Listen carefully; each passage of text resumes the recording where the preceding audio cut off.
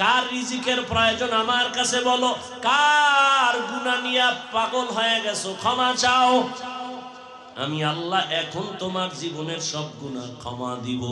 এখন যদি আমি আল্লাহকে ডাক দাও, এখন লাইনটা বড় ক্লিয়ার, আমি আল্লাহ তোর এক ডাক পছন্দ করে তোর জীবনের সব গুনাহ মাফ করে দিব। ও দুনিয়াদারেরা, যারা আখিরাত বাদ দিয়া দুনিয়ার পেছনে দৌড়াও, বলো কার পেছনে ঘুইরা কি পাওয়ার আশায় দাড়ি কেটে ফেলেছো? কার পেছনে ঘুরে ঘুরে কি পাওয়ার আশায় নামাজ বন্ধ করেছো? কয় টাকা পাবি? ৫,০০০, একটা টিনের ঘর।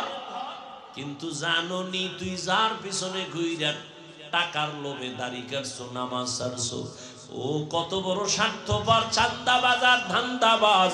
স্বার্থে যদি আঘাত লাগে দল থেকে নাম কাটবে না, কল্লা কেটে ফেলবে। আল্লাহ তাআলা বলেন এই দুনিয়া কিছুই না, মরার পরে তোমার অনন্ত কাল শুরু হয়ে যাবে।